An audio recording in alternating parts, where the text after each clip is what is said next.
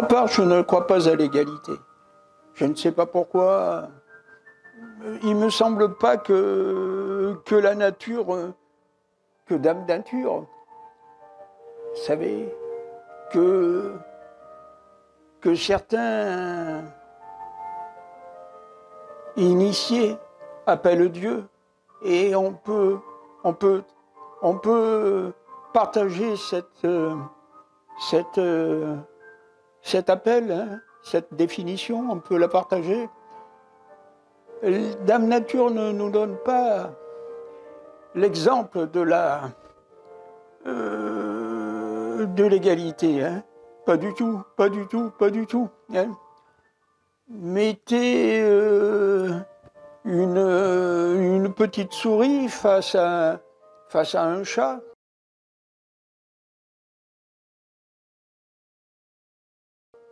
Ou même face à un chaton. Hein.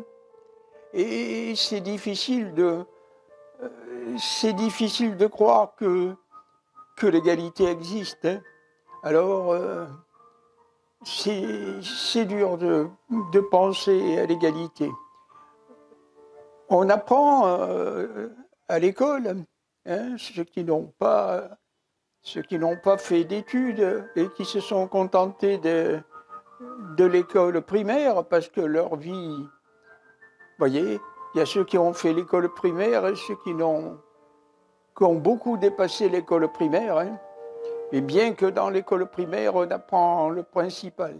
Il me semble qu'on apprend le principal, qu'il n'y a pas d'égalité. Hein. Quelle égalité peut-il y avoir entre un ou une qui a une facilité ou qui a une force de volonté? Parce que Nietzsche nous a appris que la volonté, c'est très important. Hein. La volonté d'être, la volonté de puissance.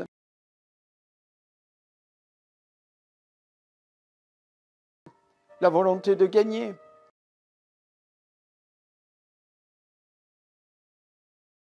La volonté dépasse et permet de dépasser bien des stades. Pourquoi je vais parler de l'égalité? Ben d'abord parce que c'est un sujet crucial, l'égalité. Hein.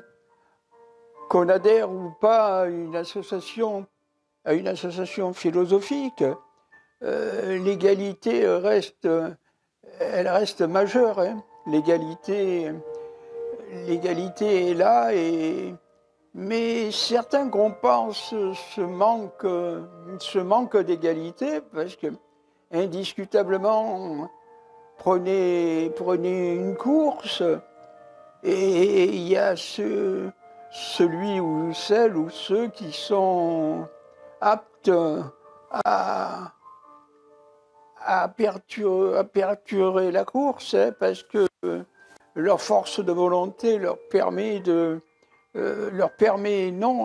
peut-être pas, mais c'est la volonté qu'ils ont, dans la volonté de vaincre, la volonté d'être, hein, la volonté de gagner qui leur fait sortir de là, hein, et arriver à être à égalité ou même à gagner.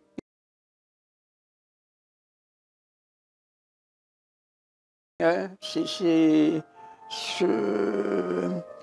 cet exemple d'un film dont je ne me rappelle plus le nom, un film de boxe, hein, de boxeur, je marquerai les images dedans.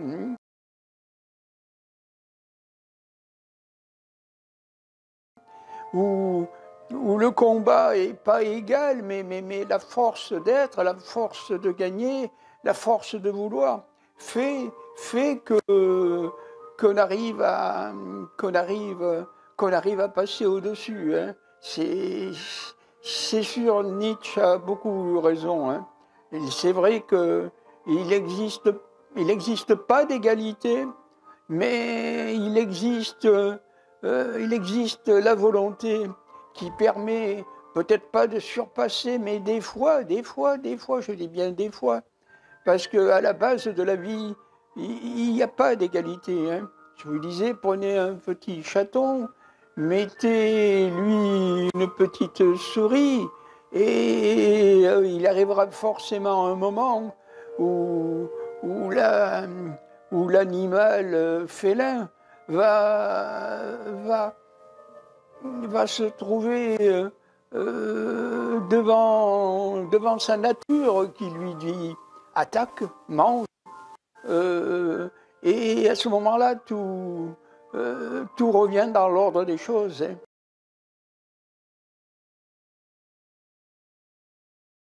Tout revient dans l'ordre des choses. Les animaux ne nous montrent pas l'exemple de l'égalité. Les végétaux ne nous montrent pas l'exemple de l'égalité. Pourquoi les humains parviendraient-ils artificiellement, quelquefois, à montrer un exemple temporel, un exemple artificiel de l'égalité, hein?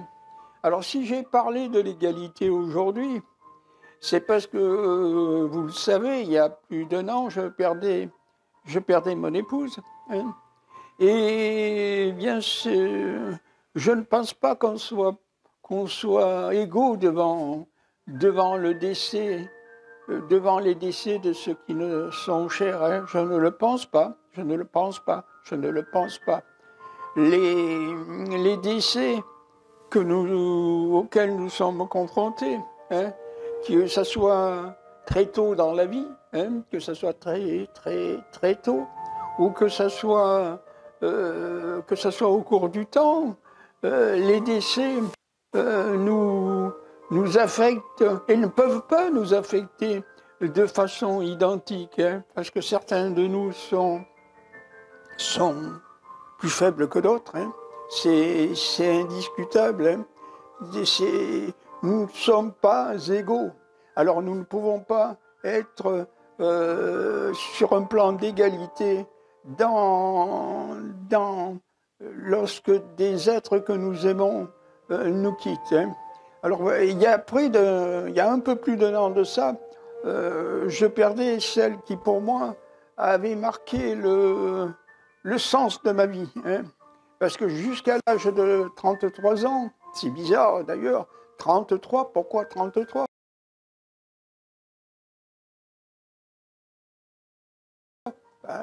On dit que c'est un âge,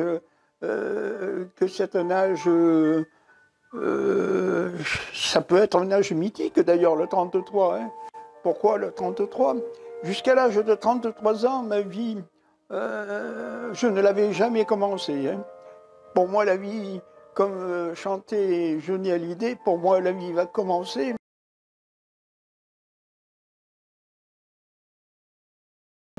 Et c'est effectivement ce qui est arrivé. Hein. Pour moi, la vie a commencé lorsque j'ai eu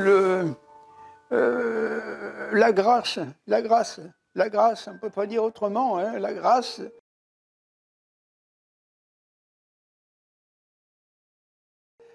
de me trouver sur le chemin de celle qui allait devenir ma femme. Hein.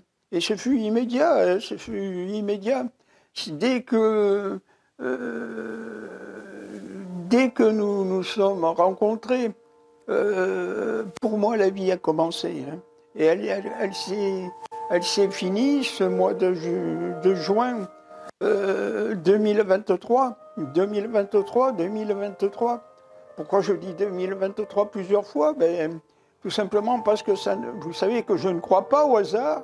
Pour moi, le hasard n'existe pas, c'est un leurre, il n'y a pas de hasard. D'ailleurs, tout est mystère dans la vie. Hein. Tout est vraiment mystère dans la vie. Hein. La vie, si la vie a un sens, je pense que le seul sens de la vie pour nous humains, je ne sais pas pour les animaux, je ne sais pas pour les plantes, je ne sais pas pour ceux que nous ne voyons pas, Mais pour les humains, le sens de la vie, c'est, à mon sens, à mon sens personnel, c'est de prendre conscience, de réaliser que ce lieu que l'on appelle la Terre, hein, cet endroit magique, parce que la Terre, c'est un endroit magique, hein, ça ne fait pas de doute, la Terre est un endroit magique, hein, tout est magique autour de nous, hein, tout est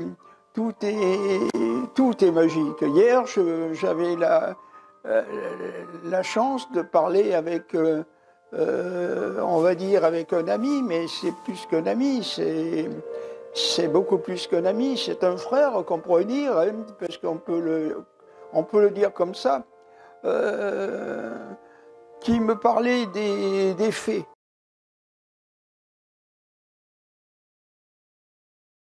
Des faits, oui, des faits. Et parce que il est évident que le sens de la vie, c'est de comprendre, c'est tout. C'est pour ça que dans certaines associations philosophiques, pour pouvoir y adhérer, pour pouvoir y rentrer, pour pouvoir être admis, on vous demande si vous êtes cherchant. Hein. On vous dit, êtes-vous cherchant?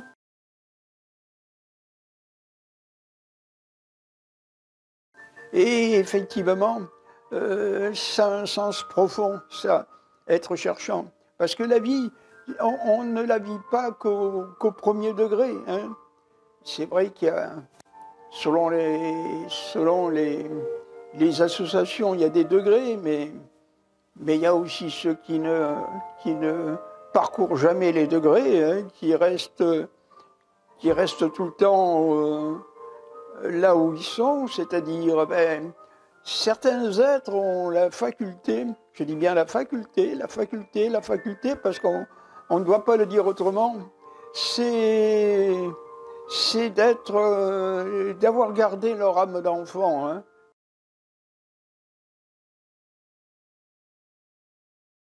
Là, c'est-à-dire, là, une âme d'enfant, c'est une âme qui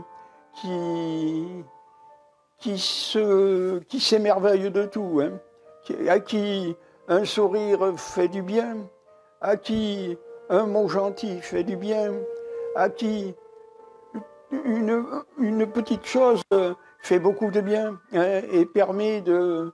Mais ça, c'est pas tout le monde qui a gardé son âme d'enfant. Hein.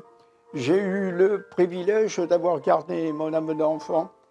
En tout cas, ça ressemble beaucoup. Hein. Comme le chantait Hallyday, ce n'est peut-être pas l'amour, mais ça lui ressemble. Mais là, c'est un petit peu pareil. Hein.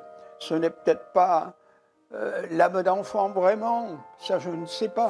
Mais pour moi, ça lui ressemble et j'ai ce sentiment d'avoir gardé mon âme d'enfant. Hein. J'en suis intimement convaincu. Hein.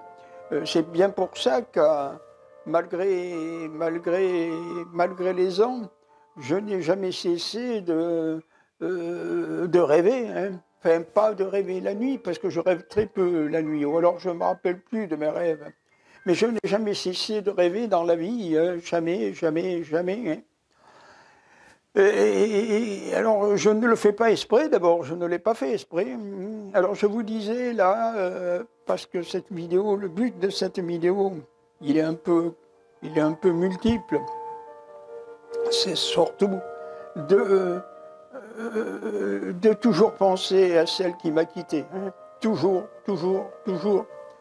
C'est pour moi, ça a été là qu'avait commencé ma vie. Hein. Elle avait commencé quand je l'ai connue, en cet été 1981. Hein. C'était une apothéose, l'année 1981. François Mitterrand arrivait au pouvoir.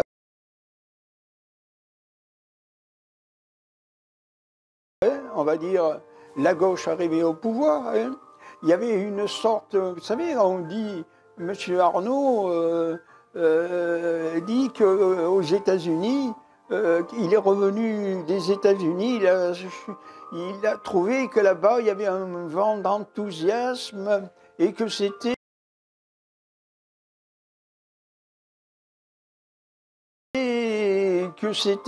une sorte d'apothéose de l'enthousiasme, hein. Alors, je ne sais pas si M. Bernard Arnault a raison ou pas, hein. Je ne suis pas assez intelligent pour pouvoir me permettre euh, de, de commenter son ressenti, hein. Ça, non, pas du tout, hein. Ce que je crois, c'est que Monsieur Bernard Arnault n'est pas un imbécile et que c'est facile de critiquer, hein, c'est très facile de critiquer, très facile de critiquer. C'est beaucoup plus difficile d'être indulgent, hein. C'est beaucoup plus difficile, beaucoup plus difficile, Alors je ne vais pas commenter ce que dit Monsieur, ce qu'a dit Monsieur Bernard Arnault sur son retour de l'Amérique, où il a trouvé qu'un vent d'enthousiasme il a ressenti. Et je pense que, vu sous un angle, pourquoi pas, on peut le voir comme ça. Mais la France n'est pas les États-Unis.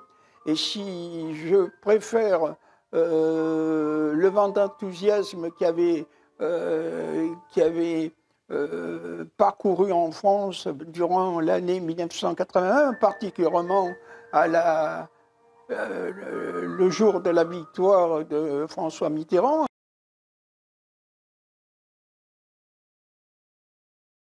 parce qu'il y avait vraiment un grand vent d'enthousiasme tout à fait différent, je pense, beaucoup différent de celui des États-Unis, hein. Lorsque monsieur l'actuel président des États-Unis a gagné, hein, il a gagné, je ne commenterai pas non plus la victoire du président des États-Unis, je n'ai pas de ressenti là-dessus.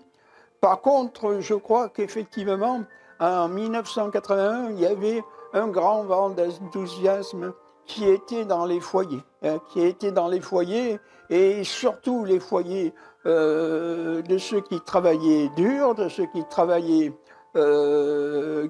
qui occupaient les emplois les plus pénibles, hein, les plus pénibles. Moi, à cette époque-là, j'étais déjà fonctionnaire et j'étais dans une autre, j'étais pas ni euphorique ni opposé, hein. Je me sentais un petit peu, comme c'est souvent dans ma vie, agnostique, hein. Agnostique, j'y peux rien. C'est ma façon de penser c'est celle que j'ai le plus souvent, de façon de penser, hein, d'être agnostique, hein. Mais si on me demande, êtes-vous croyant, j'ai tendance à dire oui, hein, et même plus que oui, j'ai tendance à être sûr que oui, hein. Par contre, êtes-vous croyant dans une des religions, je dirais, je ne sais pas, je ne connais pas les religions, je connais que la mienne, hein. Celle où mes parents m'ont poussé à grandir, hein, c'est-à-dire le christianisme. Et dans cette religion-là, pour moi, je mets la religion tout à fait de côté, hein. Je suis croyant en Dieu, en Dieu, en Dieu. Oui, je le répète 3 fois parce que c'est vraiment ma façon de penser, ma façon de concevoir la vie, mais pas forcément dans la religion, hein. Pas forcément. D'ailleurs, lorsqu'on lit le Premier Testament et le Deuxième Testament, il y a, semble-t-il, beaucoup de nuances et de divergences. Et la religion, j'ai tendance à la laisser de côté, hein, à la laisser de côté. Par contre, lorsque on voit ça sous l'angle croyons-nous en Dieu ou croyons-nous pas en Dieu, eh bien, je ne dirai pas que je suis athée, hein, que je suis athée. Oui, je suis croyant. Mais croyant en quoi, allez-vous dire? En Dieu, c'est-à-dire croyant qu'il y a une force, ou des forces d'ailleurs, supérieures à l'humain trop humain, comme aurait dit Nietzsche. Je fais souvent référence à Nietzsche parce que cette, ce, son nom m'échappe maintenant, mais ce personnage m'a a souvent animé mes pensées. Hein. Je l'ai découvert lorsque j'avais quoi? Lorsque j'ai travaillé au casino municipal de Cannes, lorsque j'avais une vingtaine d'années, 20 ans même, c'est très possible. Et je fréquentais un bar qui s'appelait le bar du Noailles. Hein. Ceux qui ont connu le Noailles comprendront et se rappelleront. Eh bien, nous étions l'été, probablement l'été, parce que nous avions tendance à être sur la terrasse, hein, et on est plus facilement l'été sur la terrasse que l'hiver, mais bien qu'à Cannes, ce n'est pas exactement pareil. À Cannes, les températures, tout le monde sait que les températures sont très agréables à Cannes. Et j'étais là sur la terrasse, nous étions deux, un d'un côté, un de l'autre, tous les deux sur la terrasse, en train de consommer une consommation, hein, c'est comme ça qu'on peut le dire, c'est le plus juste. D'ailleurs, je ne me rappelle plus de la consommation, bien entendu. Et alors, le personnage à côté m'a parlé. Hein. Au bout d'un moment, il m'a dit, demandait ce que je lisais, ben, je ne sais pas, un livre sans importance. Et il m'avait conseillé le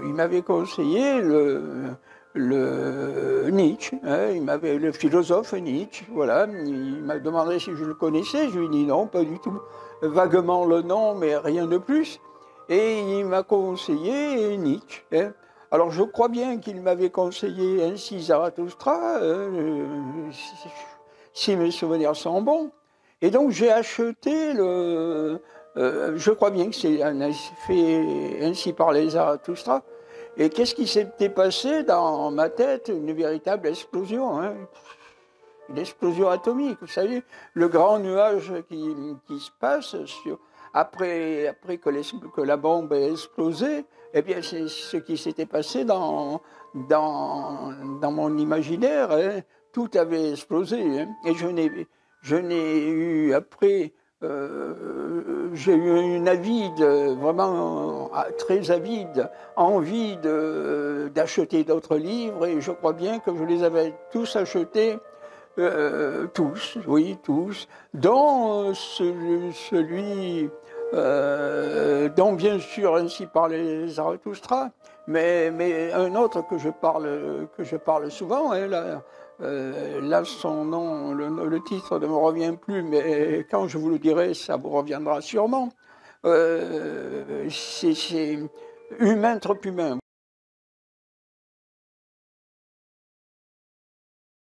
Voilà, c'est ça, humain trop humain. En effet, les humains sont trop humains. Hein. Et je me demande, alors on m'avait demandé, avec certaines connaissances que j'avais, si j'étais cherchant. Hein. Si j'étais cherchant, ben, sur le moment, je n'avais pas saisi le sens de la question. Mais très vite, celle-ci m'est venue. La réponse à cette question m'est venue. Oui, oui, oui, je ne cesse d'être cherchant. Hein. Alors, chercher quoi? D'abord, quand on vient au monde, quand notre âme s'est incarnée, parce que pour expliquer ma façon de voir, il faut d'abord comprendre que je suis croyant. Je n'ai pas dit le Dieu auquel je crois, je n'ai pas dit la religion, au moins à laquelle je crois. Je balaie la religion, je suis croyant, un croyant libre, hein, un croyant qui s'est détaché des chaînes que lui imposerait la religion. Hein.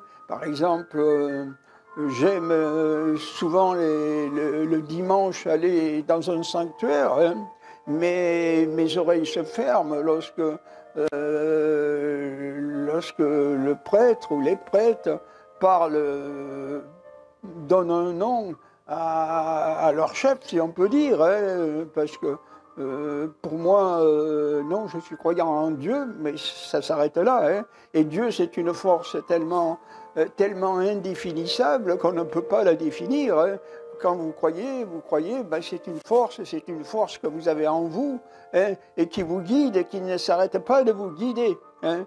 Alors je sais que cette force, parce que j'en ai le souvenir, je ne sais pas si elle m'a guidé, enfin oui, certainement vers les bonnes sorties. Hein, et en tout cas, elle m'a permis de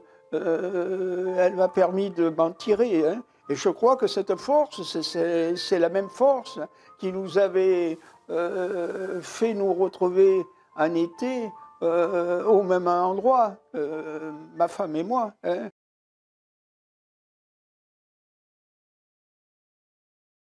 Elle, je vous le rappelle, partait de Paris, la ville où elle travaillait. Hein. C'était c'était pas ses origines, parce qu'elle venait d'Espagne. Mais son travail, elle l'avait trouvé à Paris, elle partait de Paris. Et moi, mon travail, je l'avais trouvé dans l'administration locale. Hein. Et donc, je partais comme on part quand on est en vacances, hein, ou en congé. Eh bien, nous étions partis chacun de notre côté et nous nous sommes rencontrés sur une zone géographique qui s'appelle la Savoie. Hein.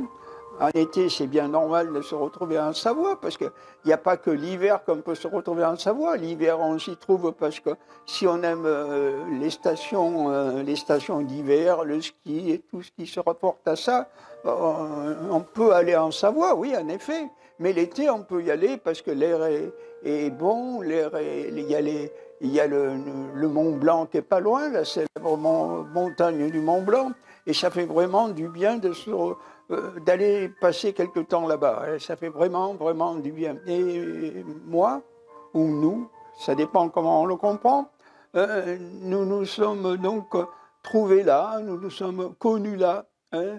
Et vous voyez que pourquoi je crois en Dieu, hein, je crois en Dieu parce qu'il nous a guidés. Hein, il nous a guidés. Euh, Elle provenant de Paris, moi provenant du Sud. Et il nous a dit ces deux-là, ces deux-là, ces deux-là, ces deux-là. Elle et lui, il faut absolument qu'ils se rencontrent. Sans quoi, aucun miracle n'aura lieu s'ils ne se rencontrent pas. Hein. Ce n'est pas un être qui a la faculté de connaître beaucoup de filles. Ce n'est pas une femme qui a la faculté de connaître beaucoup de garçons. Et il faut que ces deux êtres-là, qui ont en commun, je le dis 3 fois parce que c'est clé, c'est majeur, c'est important, un grand caractère, une grande ressemblance, hein, ou deux grandes ressemblances pour être toujours des enfants. Hein. Ils sont tous les deux toujours des enfants. Et si je ne mets pas, si je n'interviens pas, ces deux-là n'y arriveront jamais. Ces deux-là n'y arriveront jamais si je n'interviens pas dans les fêtes, dans les faire rencontrer, hein, aider à ceux qui se rencontrent. Et je crois vraiment que c'est Dieu qui est intervenu pour que elle et moi, nous nous rencontrions. Ça a été un miracle, un miracle, un miracle. Alors je ne sais pas combien de fois arrivent les miracles, s'ils arrivent qu'une fois ou s'ils arrivent 2 fois, mais une fois suffit, hein, largement suffit. Et je ne dirais pas que le mois de juin 2023, ce miracle a perduré. Non, non, ce miracle a été quand même beaucoup frappé, hein, par sa disparition. une disparition qui s'était préparée au moins 5 ans avant, parce que la maladie qu'elle avait attrapée, la maladie d'Alzheimer, parce que je l'ai déjà dit, eh bien, il fallait bien qu'il y ait une fin. Hein. Alors je priais le ciel, et c'est vrai, je priais le ciel pour ne pas mourir avant, hein, parce que je me disais, mais si tu meurs avant, qui s'occupera, hein, qui sorte quelqu'un de l'ombre me dire que c'est pas vrai ce que je dis là, qu'il sorte de l'ombre. Hein, bon, je vais m'arrêter là, mais qu'il sorte de l'ombre, je dis bien il, hein, je dis pas quel, mais on pourrait toujours dire quel. Après tout, il y a eu des gens qui bizarrement sont sortis de l'ombre, si on peut dire, quand ma femme était encore là, ou peu de temps après qu'elle ait disparu, puis d'un seul coup, ils ont complètement disparu, on ne les a plus vus. Mais vous savez, beaucoup me connaissent et savent que s'ils veulent dire quelque chose, ben, c'est mieux que de parler derrière. Hein, et je les appelle à m'appeler d'ailleurs. Hein, je les convie à m'appeler pour me dire Michel, tu as mal fait ceci ou tu as mal fait cela. Je disais donc le but de cette vidéo, c'est pour essayer de revenir sur le miracle qui, en été 1981, s'était produit. Hein, pas pour la victoire de François Mitterrand, bien que cette époque-là était il y avait beaucoup d'enthousiasme dans la jeune France de l'époque. Hein. Enfin, ils allaient pouvoir peut-être mieux vivre. Je ne sais pas s'ils ont mieux vécu, mais il y avait beaucoup d'enthousiasme dans la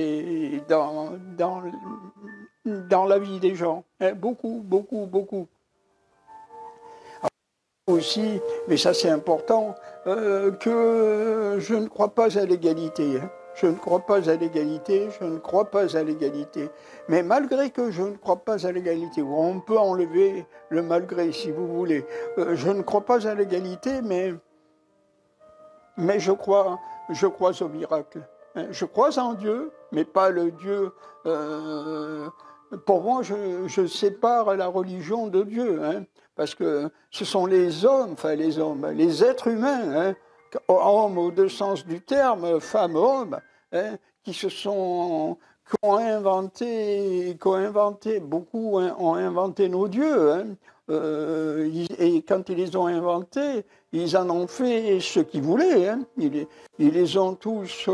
Ceux qui les ont inventés, ils les ont inventés pour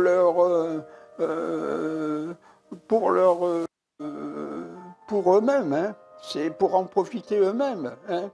Alors les dieux, je ne sais pas. Dieu, je ne sais pas. Enfin, les religieux, je ne sais pas. Les religions, je ne sais pas. Mais je sais qu'on peut croire en Dieu tout en étant libre, hein, tout en étant libre. Il est très facile de comprendre que le mal et le bien existent. Hein. C'est très facile. Hein. On peut aussi facilement comprendre que Satan existe. Hein, que Satan existe. Un des meilleurs films qui définit Satan, pour moi, est Les Visiteurs du Soir. Hein. Vous savez ce chef-d'œuvre du cinéma français.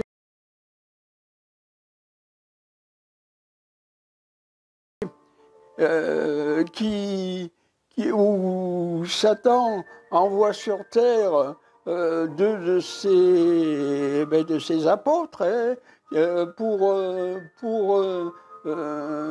pour divertir dans le mauvais sens du terme les humains. Hein. Ils vont sur terre, ils vont dire vous allez aller sur terre et vous allez forcer les humains à devenir à devenir vil, à devenir méchant, à faire ce qu'il ne faut pas faire. Hein. Et c'est un peu comme un jeu de dés, où il tourne ses dés, il envoie sur la terre deux de ses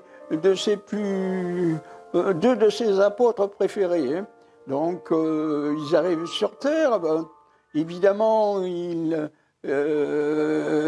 font tout ce qu'il faut pour corrompre l'humain trop humain. Encore, je reviens sur le livre d'Humain trop humain de Nietzsche, un livre que je vous conseille ardemment de lire. Eh bien, qu'est-ce qu'ils font, ces deux apôtres de Satan? Il soudoie les humains, il les force à faire à faire ce qu'il ne faudrait pas faire. Hein. Il les force.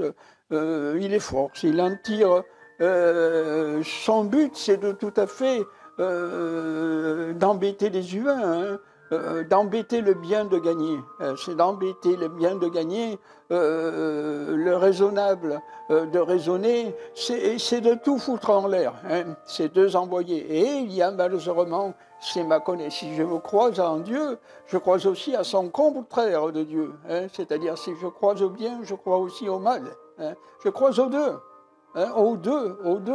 Alors, il s'amuse à soudoyer les humains, mais il oublie qu'un de ses apôtres hein, tombe amoureux d'une humaine, hein, et que l'humaine tombe amoureux de ce personnage. Hein. Et ce qui gagne, en fin de compte, c'est l'amour. C'est l'amour, c'est l'amour. C'est la force de l'amour qui peut faire gagner sur Terre. Uniquement la force de l'amour. C'est tout. C'est le principal. Hein. Et l'amour, quand il arrive, eh ben, Satan ne peut pas s'y opposer. Hein. Satan les transforme en pierre, hein, puisqu'il dit « Comment vous ne m'obéissez pas ?» Et pauvre sentence. Et les deux tourtereaux, si on peut dire, hein, sont transformés en pierre. Mais qu'est-ce qui se passe lorsqu'ils s'approchent d'eux, lorsqu'ils s'approchent de la statue de Pierre? Il attend pof, pof, pof, pof, pof, pof, pof, pof. Le cœur qui bat, leur cœur qui battent et qui ne s'arrête pas de battre. Vous voyez que la force de l'amour pourra toujours l'emporter.